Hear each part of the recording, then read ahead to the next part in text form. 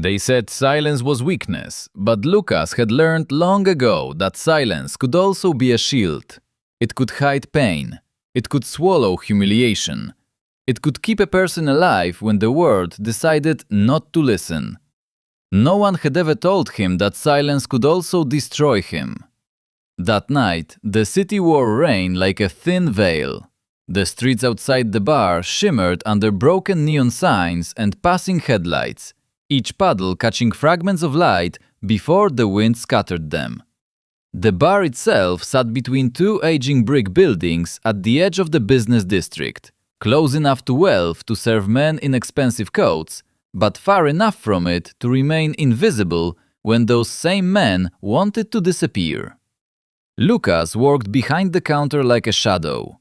He had a way of moving quietly through noise, slipping between bodies, empty glasses, laughter, and low conversations without taking up space. He noticed everything. He always had. When a man's smile held cruelty, when a woman's laugh was forced, when drunk businessmen began speaking too loudly because they wanted everyone to know they mattered, when someone was about to cause trouble before the first glass shattered. Being mute had taught him that survival was not about speaking. Survival was about watching, reading faces, understanding moods before they became danger, remaining useful enough to keep a job, but forgettable enough to avoid becoming a target. Most nights, Lucas preferred it that way. He wore a clean black shirt, sleeves rolled neatly to his elbows, a small notebook tucked into his apron pocket in case someone did not understand his gestures. He could read lips if people faced him. He could write quickly when needed. But most regular customers knew him by now. A nod for the usual. 2 fingers raised for another drink. A slight tilt of the head for the bill. He had built an entire language out of silence, and in that small corner of the world, it was enough. Until William Hartwell walked in. The atmosphere shifted before Lucas even looked up. Conversations softened, not dramatically, but enough for him to notice. Heads turned, shoulders straightened. Even the bartender beside him, Mara, paused while drying a glass. William carried himself like someone born into rooms where people stood when he entered. Tall, composed, dressed in a dark tailored coat that still held beads of rain along the shoulders, he crossed the floor with a quiet authority that did not need to announce itself. His face was handsome in a distant, almost severe way, the kind of beauty sharpened by discipline rather than softness. His dark hair was pushed back from his forehead, his jaw tense, his eyes cold enough to keep most people from approaching without invitation.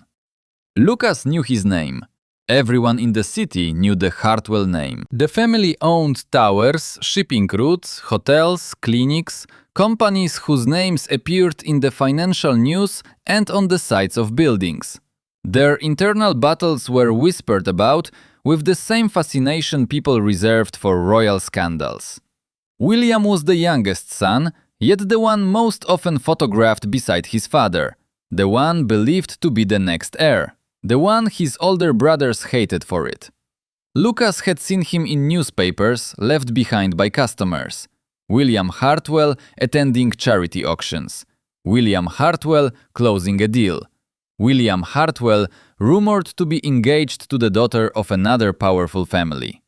But the man who sat at Lucas's counter that night did not look victorious. He looked trapped. William chose the far end of the bar, away from the largest group of customers. Lucas approached with practiced calm. William lifted his gaze, and for a brief second their eyes met. Lucas felt the force of that attention like a hand closing around the room. Then William looked away, removed his gloves, and said, "Whiskey. Neat." Lucas nodded and prepared the drink. When he placed the glass down, William's fingers brushed the rim, but did not lift it immediately. His shoulders were tight beneath the coat. His mouth carried the faintest line of exhaustion. "Just one quiet night," William murmured. Not to Lucas, perhaps not to anyone. That is all I need." Lucas did not answer. He only gave a small nod, the kind that meant he had heard without intruding.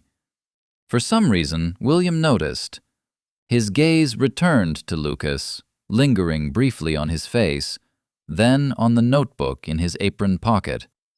Something like curiosity passed through his expression, but it vanished almost instantly. Men like William did not ask questions unless the answers served them.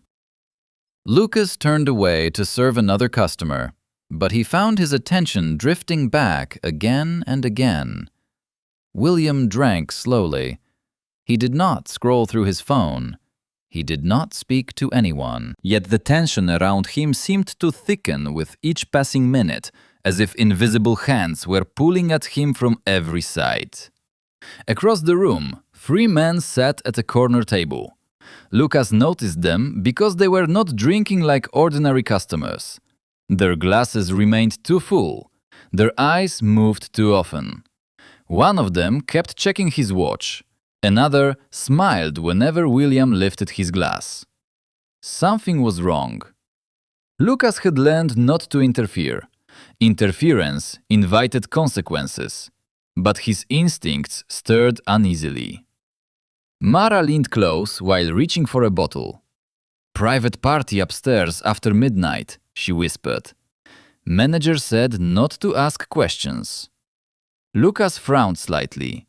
Mara shrugged. "Rich people. They pay extra for privacy." Lucas glanced again toward the corner table. One of the men looked back at him and smiled.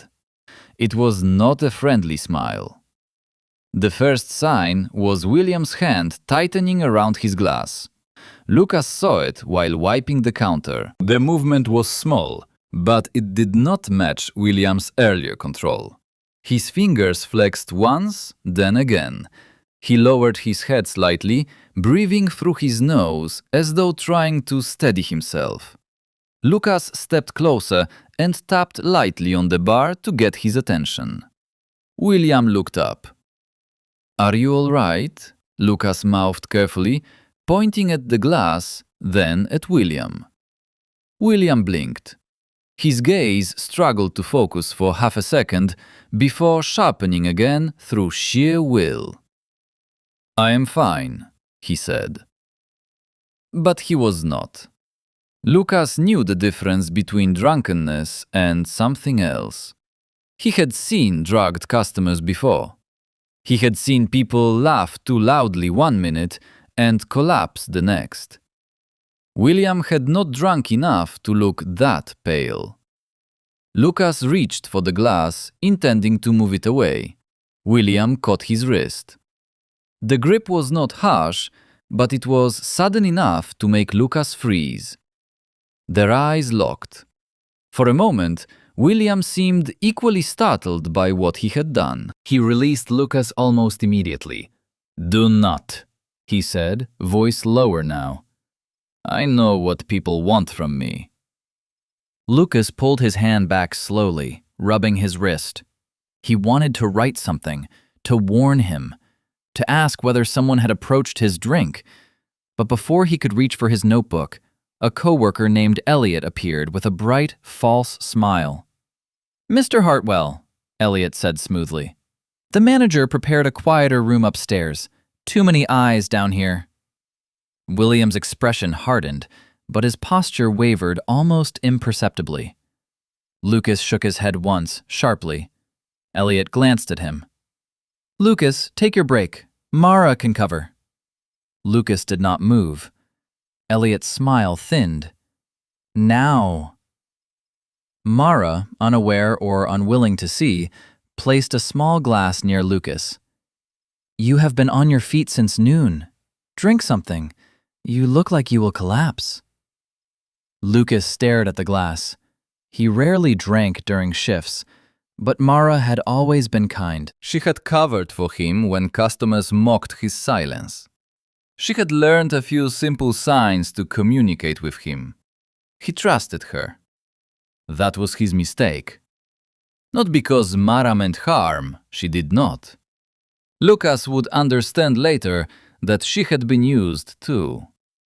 He took the drink only to stop her worrying. The taste was bitter beneath the sweetness. Within minutes, the world began to tilt. At first, Lucas thought it was exhaustion, his double shift, the lack of dinner, the heat of too many bodies in a narrow room.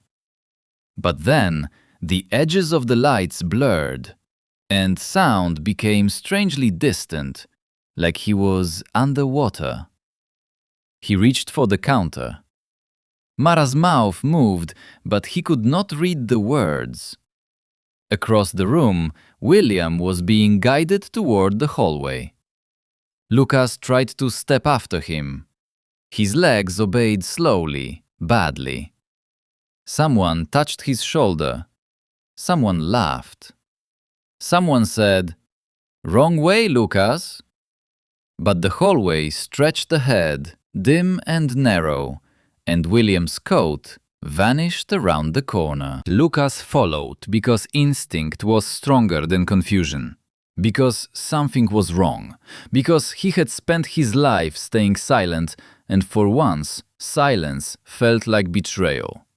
He reached the stairs with one hand on the wall. The carpeted steps seemed to rise and sink beneath him. By the time he reached the upper floor, his breathing was uneven, his body hot and cold at once. A door stood open at the end of the corridor. Inside, William leaned against the wall, one hand pressed to his temple, eyes squeezed shut. His control was cracking, piece by piece. He looked furious, disoriented.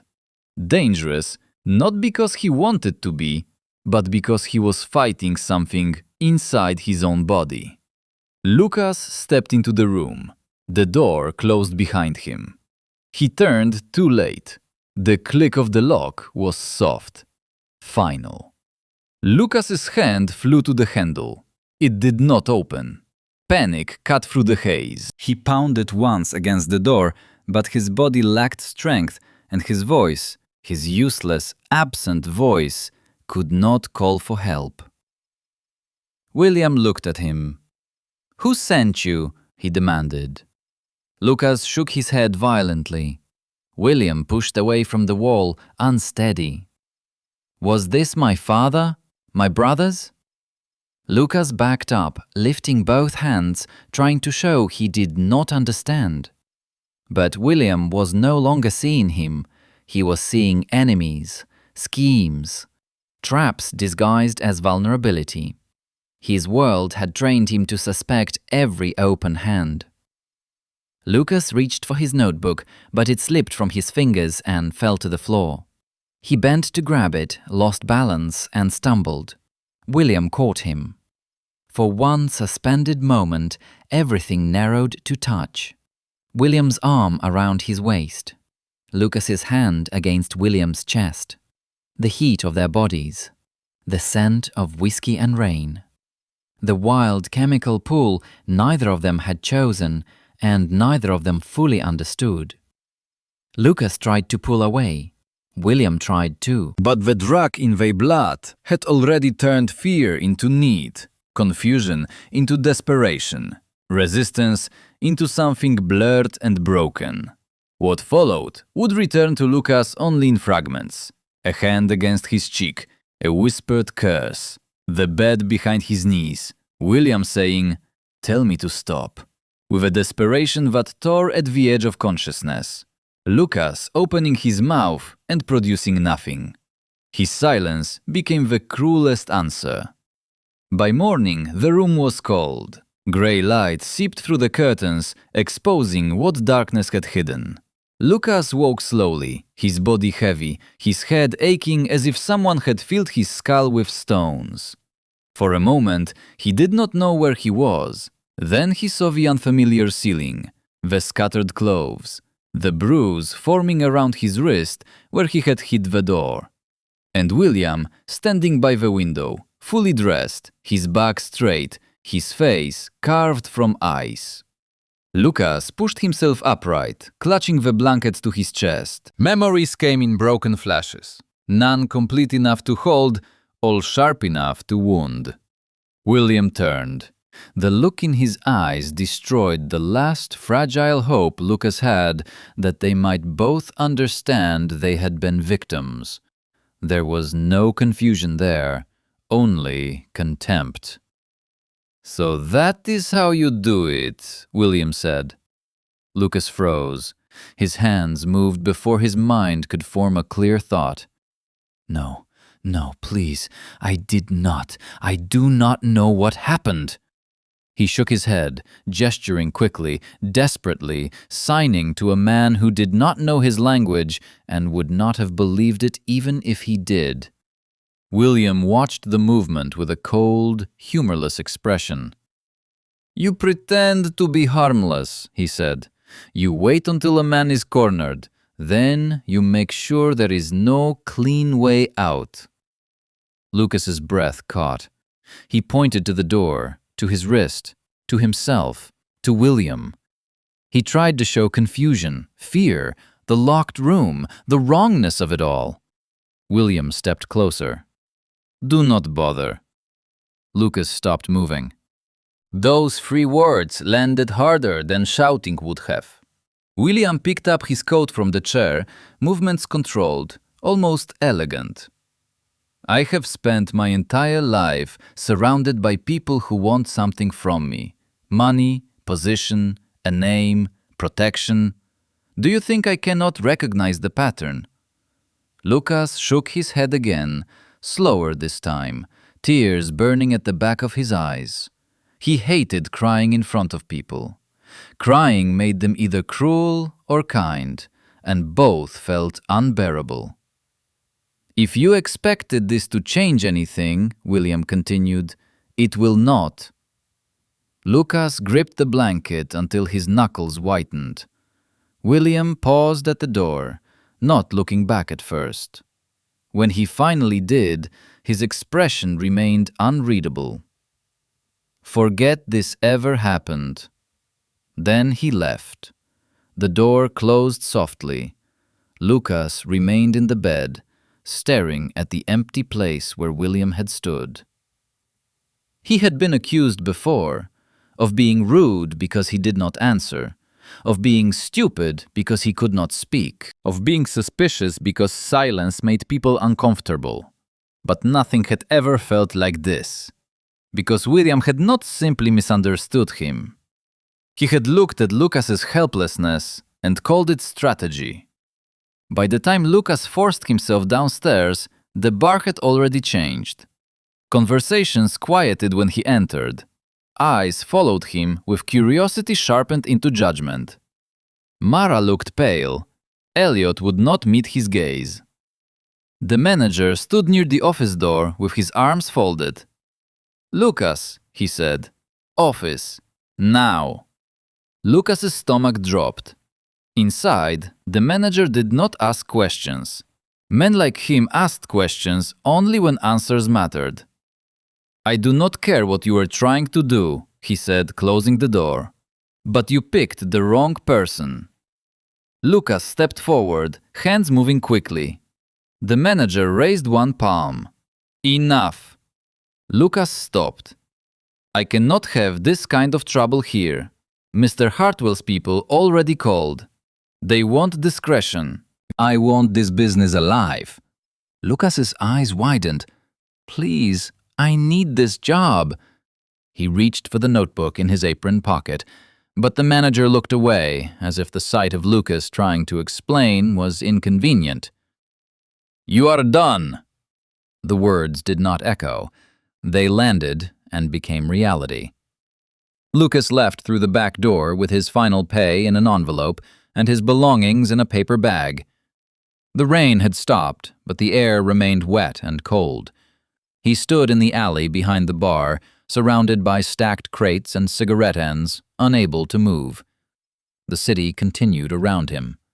Cars passed. People laughed on the sidewalk. Somewhere nearby, a siren wailed and faded. Life did not pause to witness the moment his own life split open. Lucas pressed one hand over his mouth, though no sound could come out. For the first few days, he survived because survival required movement. He returned to his small rented room. He counted the cash in the envelope. He checked the overdue notices folded beside the sink.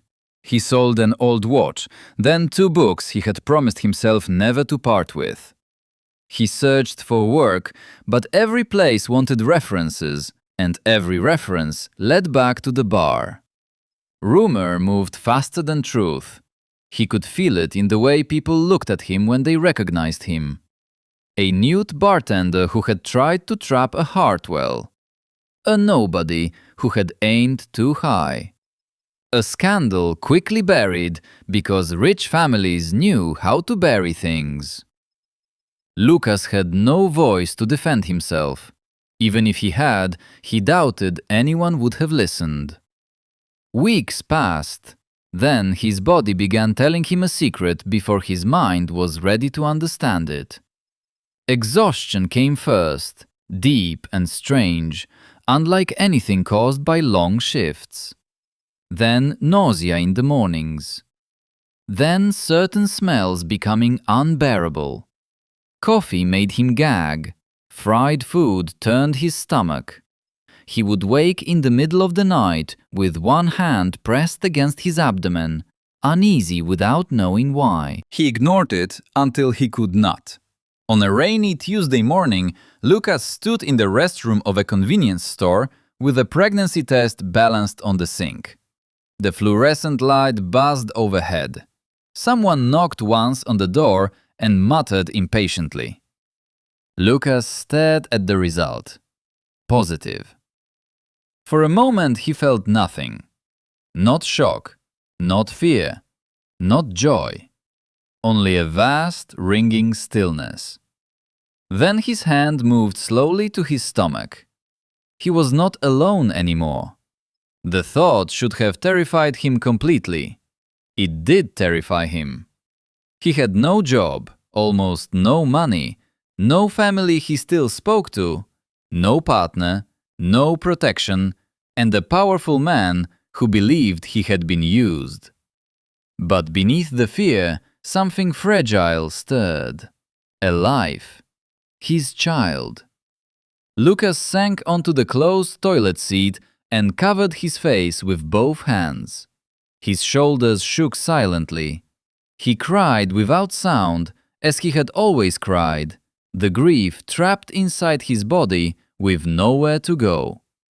William's face appeared in his mind. Cold eyes, cruel words, the door closing.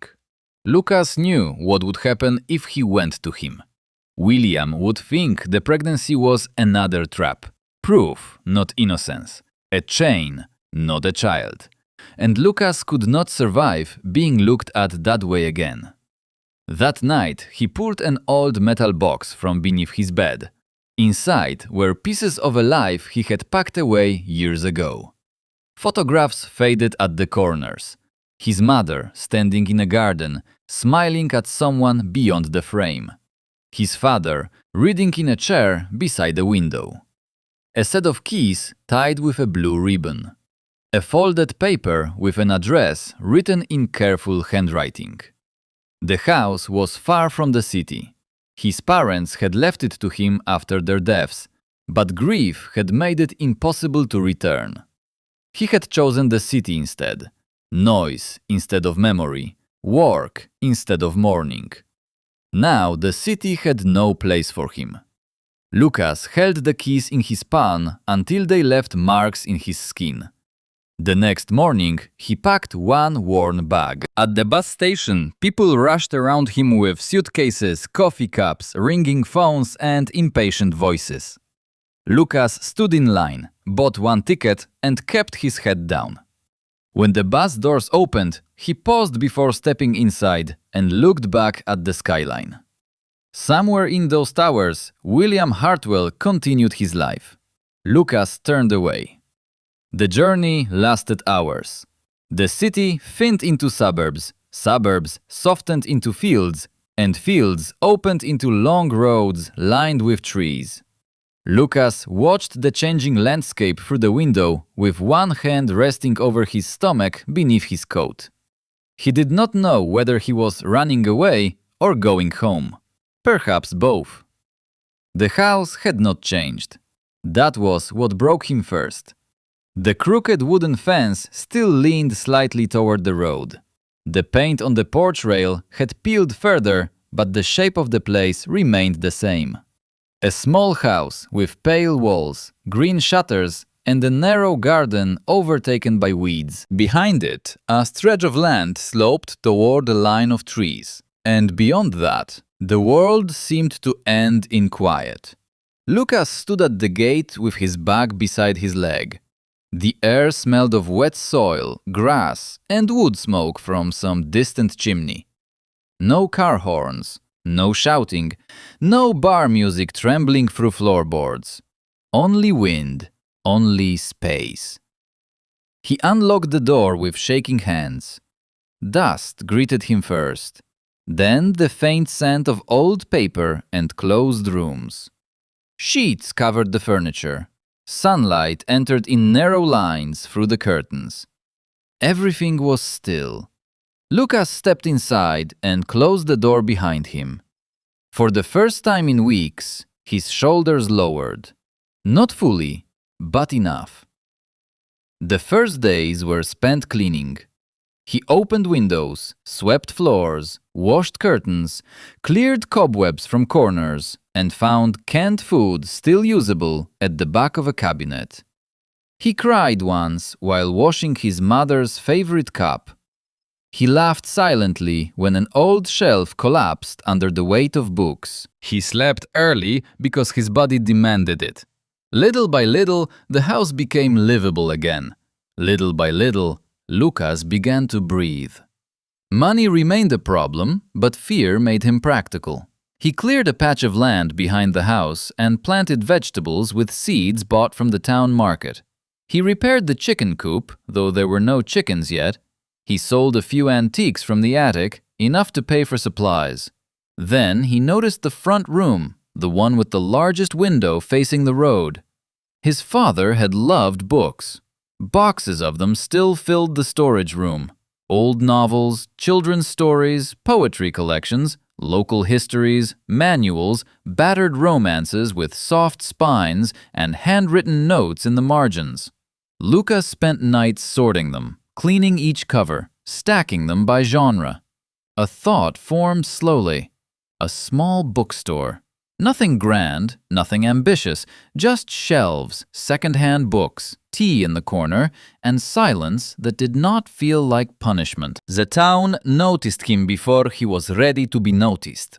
The first customer was an elderly man who came in because he remembered Lucas's father. "You are Daniel's boy," he said, squinting. "The quiet one." Lucas nodded. The man did not ask why he had returned. He simply bought a history book and left money on the counter.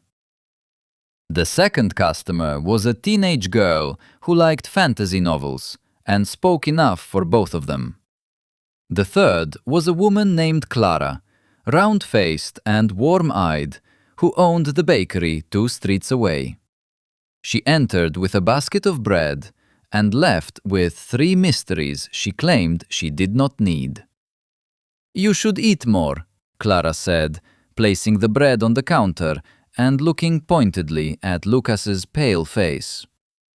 "Do not argue. I can see you planning to argue silently." Lucas blinked. Then, despite everything, he smiled. Clara became the first person in town to realize he was pregnant. She did not gasp. She did not pry. She only watched him struggle to lift a box of donated books one afternoon and marched across the room to take it from his hands. "You should not be lifting that," she said. Lucas opened his mouth in instinctive protest. Clara raised an eyebrow. "I know you cannot speak, sweetheart, but your face is very loud." Lucas froze. Then his eyes lowered. Clara's expression softened. "You are not alone here." The words hit too close to the tender place he tried to protect. Lucas wanted to believe her, but a part of him still lived in that grey hotel room, watching William's back disappear through a door. Months passed. His body changed slowly, then all at once. The curve of his stomach became impossible to hide. His movements slowed. He learned which chair eased the ache in his back and which tea calmed his nausea. He learned to sleep with pillows around him. He learned to talk to the child inside him without sound, fingers moving against his stomach in gentle patterns. It is just us now. I am scared. I will protect you. I promise. Sometimes, late at night, he wondered whether the baby would look like William. He hated himself for wondering. In the city, William Hartwell won a war and lost peace. The scandal that had been meant to destroy him did not unfold as his brothers had planned. They had expected shame, confusion, perhaps a forced engagement if another trap could be arranged quickly enough. But William was dangerous in the aftermath of betrayal. He did not panic. He investigated. At first, he searched to prove what he already believed, that Lucas had been part of the scheme. He found something else. Security footage had been deleted from key angles, but not all. Transaction records showed payments to staff members. Elliot vanished 2 days after the incident. Mara, terrified, confessed she had been told to give Lucas a drink as a harmless joke, never knowing it was drugged. A private hallway camera captured Lucas stumbling after William, not leading him. Another showed the door being locked from outside. William reviewed the footage alone in his office long after midnight. On the screen, Lucas appeared pale and disoriented, one hand dragging along the wall for balance. He looked frightened, not calculating, not seductive. Frightened. William paused the footage. The silence in the office pressed against him. He remembered Lucas's hands moving desperately that morning, the way he had pointed to the door, the bruise on his wrist. William had dismissed without understanding. The wide, wounded look in his eyes when William told him not to bother. For the first time, William understood that Lucas's silence had not been an answer. It had been a prison. "Damn it," he whispered. Regret did not come gently. It struck with precision, finding every sentence he wished he could take back and making him hear it again. "You pretend to be harmless. Do not bother. Forget this ever happened." William had always prided himself on reading people, on seeing motives beneath manners, on knowing when someone wanted to use him. He had looked at Lucas and seen the word that raised him, not the person in front of him. The confrontation with his brothers came days later. The family boardroom was long, polished and cold. Portraits of dead Hartwell men watched from the walls as if judgment were hereditary.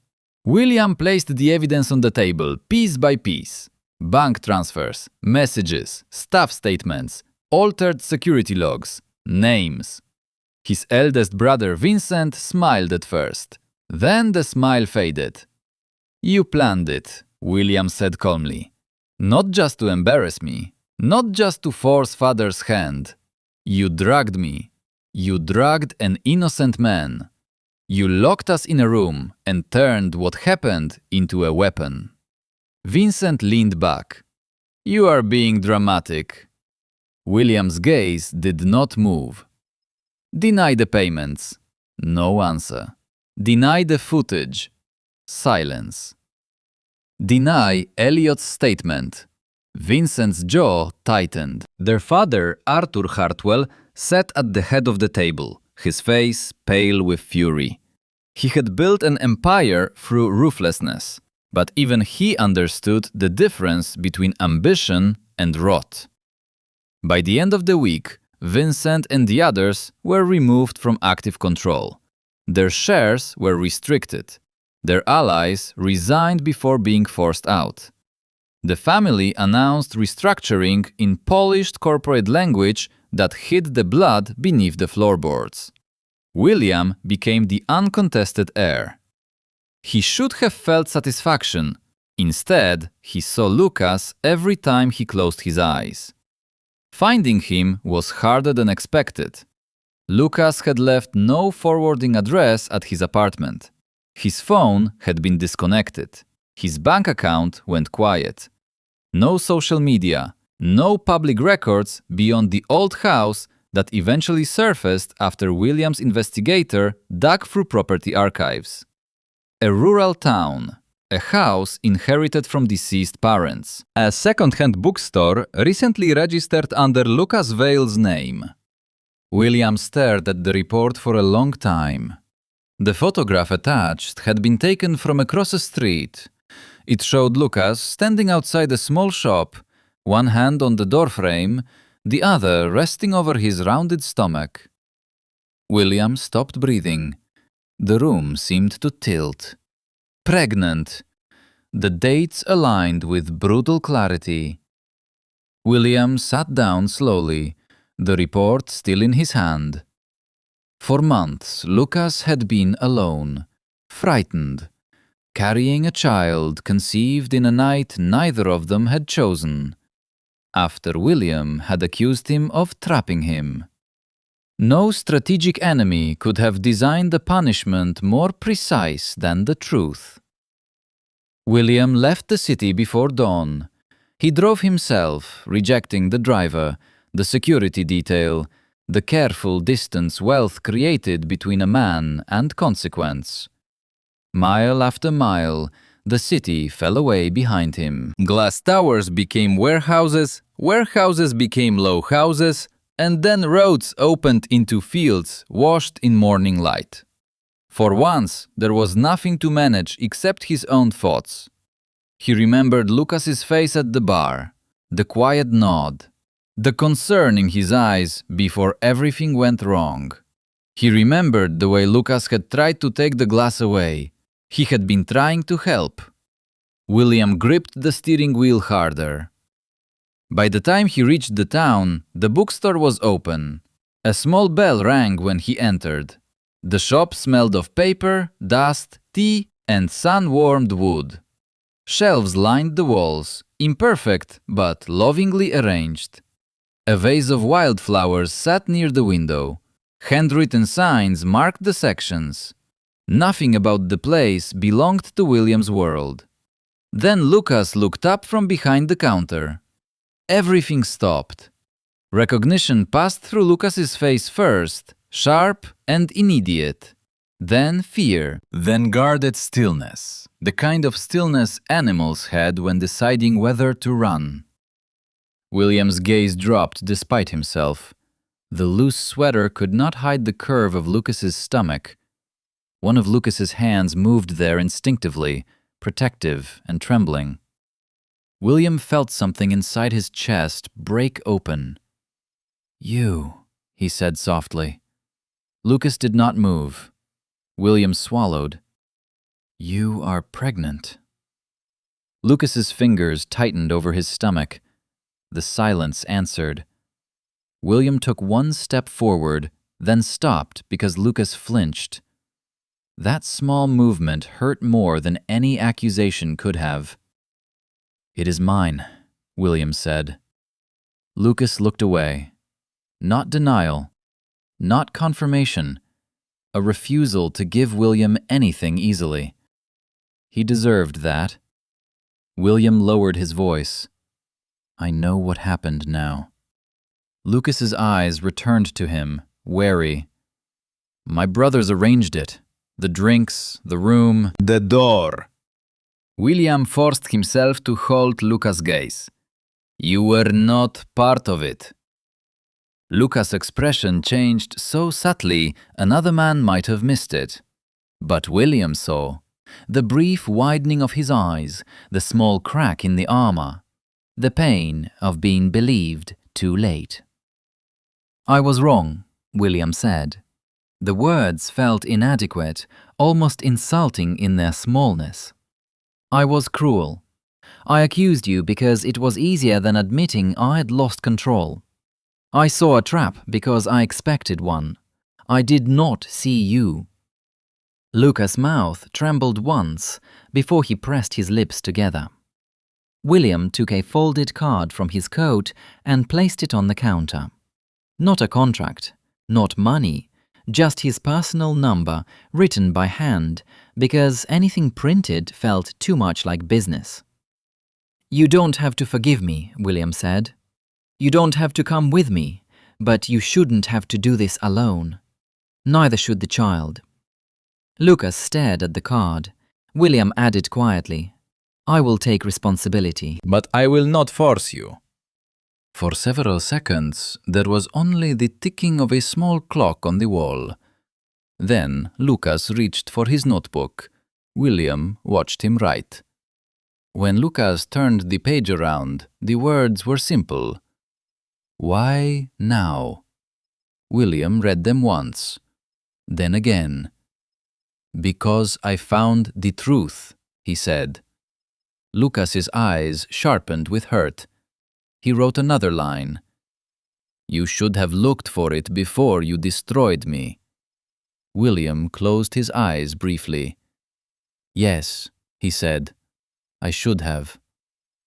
Lucas took the notebook back, but he did not write again. That first meeting did not end with forgiveness. It did not even end with trust. William stayed in town for 2 days, checking into the small inn near the square. He did not appear at Lucas's house uninvited. He did not send gifts that could be mistaken for pressure. He returned to the bookstore only during opening hours, bought books he did not need, and left when Lucas looked tired. On the third day, Clara confronted him outside the bakery with flour on her hands and murder in her eyes. You are the father, she said. William inclined his head. Yes. You hurt him. Yes. You rich men always think admitting a thing makes it smaller. William accepted that without defense. It does not. Clara studied him for a long moment. Good, then we understand each other. Lucas heard about the exchange from the teenage girl who came into the shop whispering dramatically. For the first time in weeks, he laughed silently until his eyes watered. William saw that laugh from the doorway. It was the first beautiful thing he had seen in months. The decision to leave the town was not sudden. It came after a doctor's visit where Lucas learned the pregnancy carried more risk than he had wanted to admit. Twins, the doctor said gently, watching Lucas's face. 2 heartbeats, 2 lives. More monitoring needed. Better facilities recommended. Lucas sat very still. Twins. 2. He returned home with the ultrasound picture folded carefully in his pocket and found William waiting by the gate, not entering, just standing there beneath the grey sky. Lucas handed him the picture without thinking. William stared at it. The world changed again. 2, he whispered. Lucas nodded, eyes lowered. William's hand shook slightly around the image. That was when Lucas finally understood that William Hartwell, for all his control, was terrified too. A week later, Lucas closed the bookstore temporarily.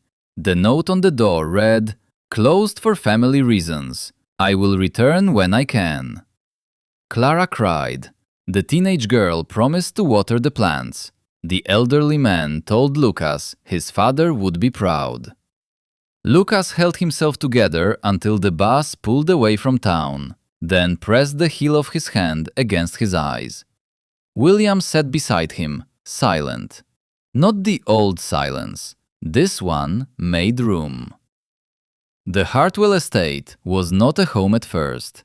It was too large, too polished, too aware of itself. A mansion of stone and glass outside the city, surrounded by iron gates, clipped hedges, and security cameras hidden where guests would not notice. Inside, everything gleamed. Marble floors, high ceilings, art chosen by consultants, rooms arranged for admiration rather than comfort.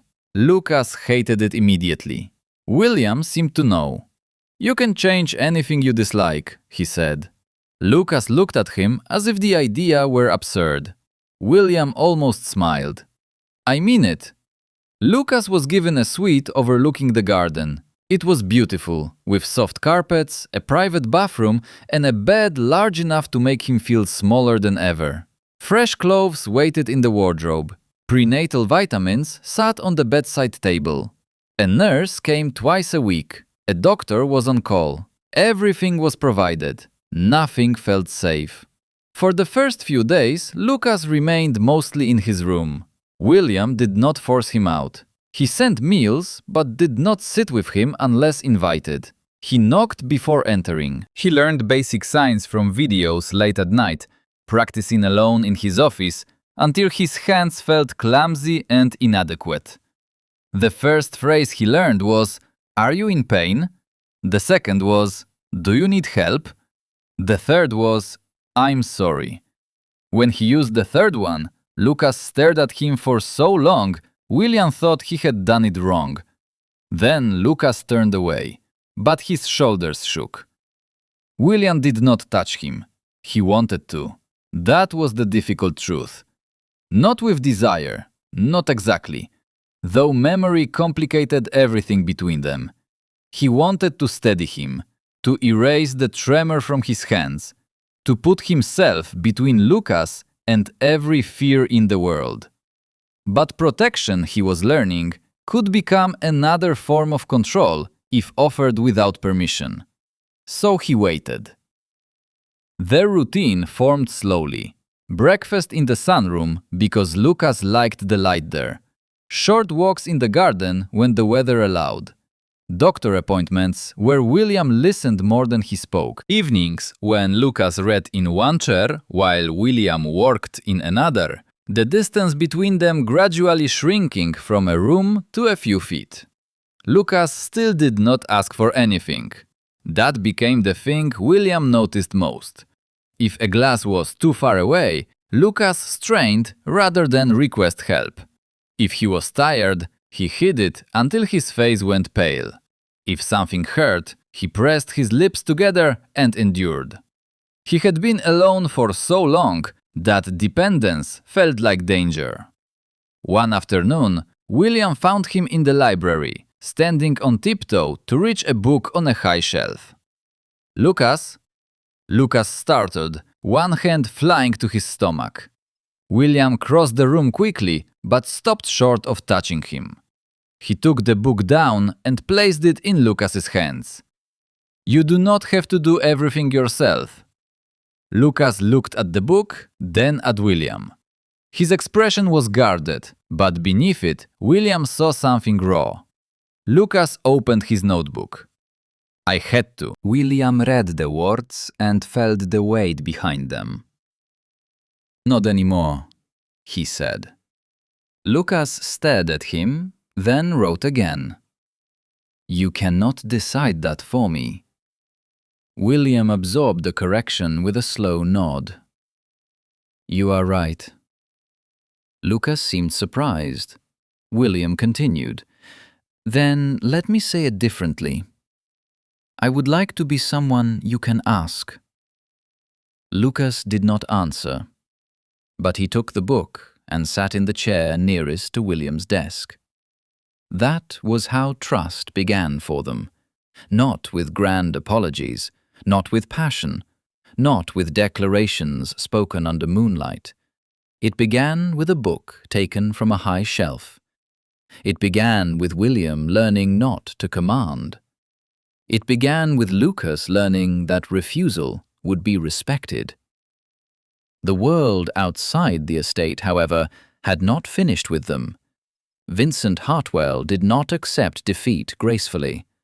A man raised to believe inheritance was destiny did not become harmless simply because papers had been signed.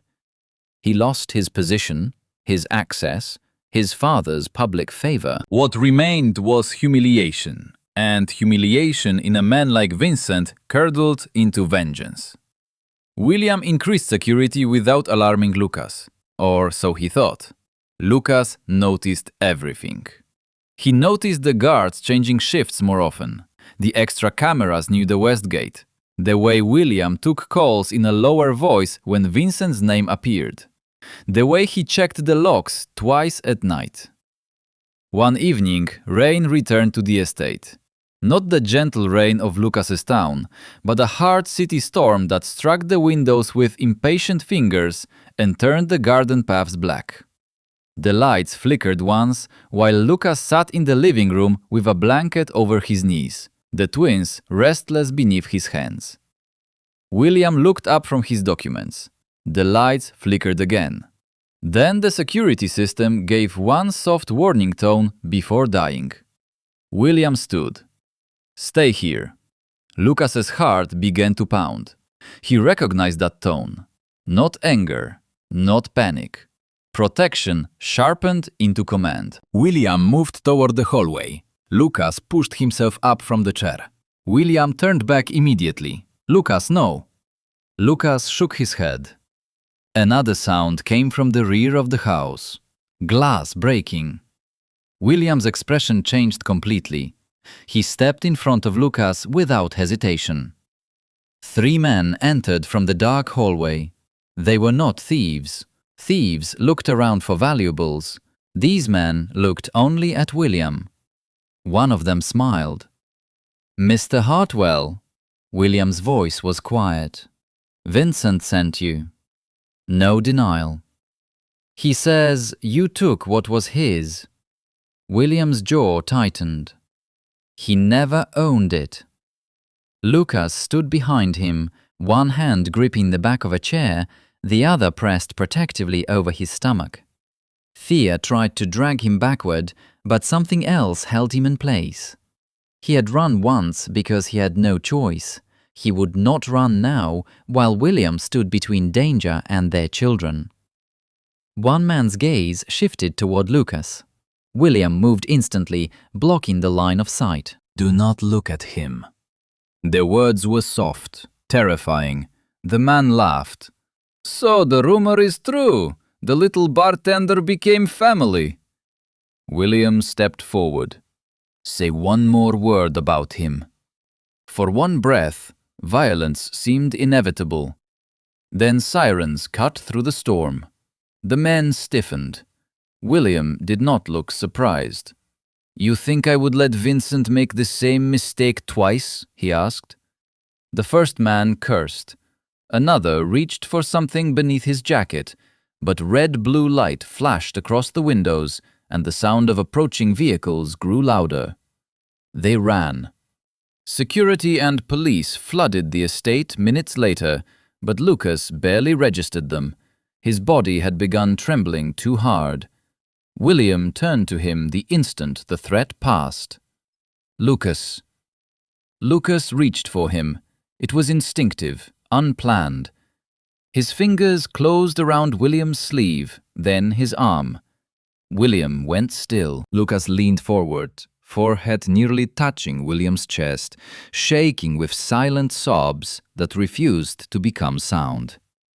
Only then did William allow himself to hold him. Carefully at first, then fully.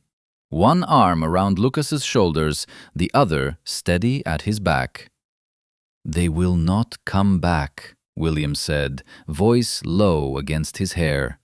"I promise you, I will not let anyone hurt you or our children." Lucas stayed there. He did not pull away.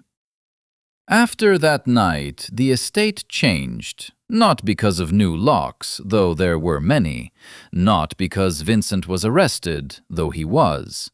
Not because Arthur Hartwell finally appeared in person to offer a stiff apology Lucas did not know how to accept. It changed because Lucas stopped living in William's house like a guest waiting to be sent away. He moved books into the sunroom. He asked, through notes and signs, for the nursery walls to be painted warm cream instead of cold gray. He chose small wooden shelves, soft blankets, and 2 cribs placed close together because he could not bear the thought of the twins waking alone. William agreed to everything. When Lucas asked whether that meant he could remove the awful painting in the hallway, William looked at the expensive abstract piece, then at Lucas's serious face and said, "I have hated that painting for 8 years." Lucas laughed silently, one hand over his mouth. William smiled. It transformed him. Lucas noticed that William smiled rarely, but when he did, the severity left his face and revealed the younger man beneath the Heir. The man who had also been trapped by a family that measured worth in control. The man who had mistaken tenderness for weakness because he had never been allowed to need it. Their closeness grew in quiet increments. William learned more signs. Slowly, badly, then better. Lucas corrected him with raised eyebrows and occasional exasperated notes. William accepted each correction with the seriousness of a board negotiation. One evening, he signed, "You are beautiful," when he meant to sign, "You look tired." Lucas stared at him. William realized the mistake too late. "I mean..." Lucas's face turned red. William cleared his throat. "Both are true." Lucas threw a pillow at him. It hit William in the chest. For the first time in that house, laughter filled the room without sound. But forgiveness did not arrive as a single moment. Some nights, Lucas still woke from dreams of locked doors. Sometimes, William entered a room too quickly, and Lucas flinched before remembering where he was. Sometimes, a careless phrase from a visitor made Lucas withdraw into himself for hours. William learned not to demand reassurance. He learned to sit nearby, to offer tea, to leave space, to apologize again when needed. Not because apologies fixed the past, but because Lucas deserved to hear that William had not forgotten the harm. One night, near the end of the pregnancy, Lucas found William alone in the nursery. The room was dim, lit by a small lamp shaped like a moon. William stood between the 2 cribs, one hand resting on the wooden rail, his expression unguarded. Lucas paused in the doorway. William looked up. "I was thinking," he said quietly. Lucas waited. William's mouth tightened. "The first thing I ever gave them was fear." Lucas's face softened. William looked down at the crib. "Before they were even born, I made their father feel alone." Lucas stepped into the room slowly. William did not move. Lucas took the notebook from his pocket, but after a moment he did not write. Instead, he reached for William's hand. William looked at the joined hands like he did not deserve the sight. Lucas guided his palm to the curve of his stomach. The twins moved. William inhaled sharply. Lucas watched him, then lifted his free hand and signed slowly. "They know you now." William's eyes lifted to his. Lucas repeated the sign, making sure he understood. "They know you now." William closed his hand gently over Lucas's. Something passed between them then, too fragile to be named without frightening it away. Not forgiveness complete. Not love declared, but a door opening. The birth began during a storm. Lucas would later think that storms had marked every turning point in his life with William. The night of the bar, the attack at the estate, now this. Rain against windows, wind bending the trees, the world outside restless while everything inside narrowed to breath, pain, and the fierce will to endure. At first, Lucas tried to convince himself it was nothing. He sat on the edge of the bed, one hand pressed to his lower back, breathing through a tightening wave that left sweat on his forehead. William noticed immediately. "What is wrong?" Lucas shook his head. Another contraction came. This time he could not hide it. William was at his side in seconds. "Lucas!" Lucas gripped his wrist. His eyes said what his voice could not. "It is time." The drive to the hospital blurred into fragments. Rain streaking across the windshield. William's hand steady in his. The doctor's voice over the phone. The security car ahead clearing the way. Lucas, breathing, counting, shaking, refusing to break. At the hospital, lights were too bright, voices too many, hands too unfamiliar. Panic rose in him when a nurse asked a question too quickly and then repeated it louder, as if volume could create sound where none existed. William's voice cut through the room. "He is mute," he said sharply, then softened when Lucas tightened his grip.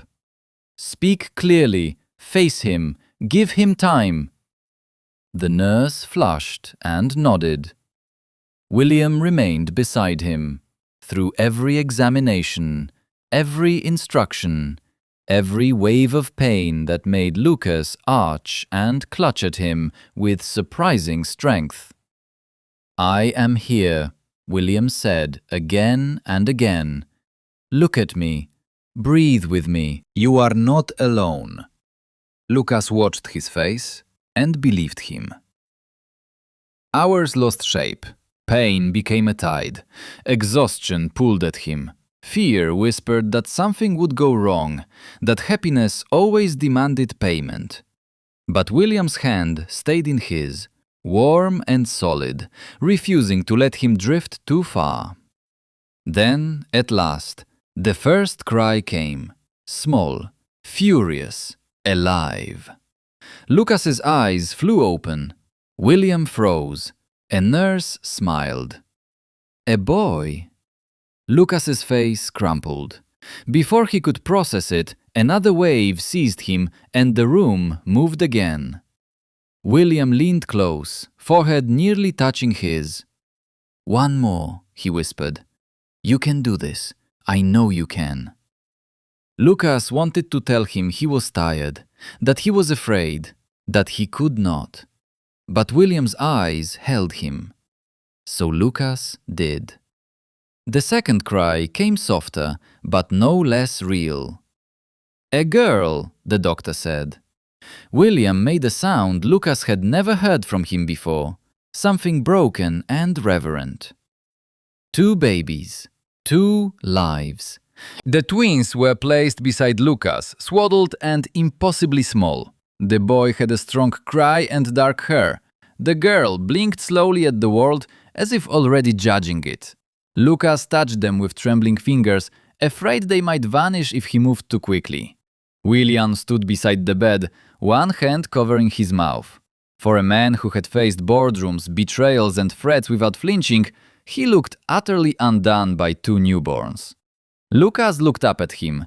William lowered his hand. "Two," he whispered, tears in his eyes. "We have two." Lucas nodded. "Our two," he signed weakly. William understood. He bent over Lucas's hand and kissed his knuckles.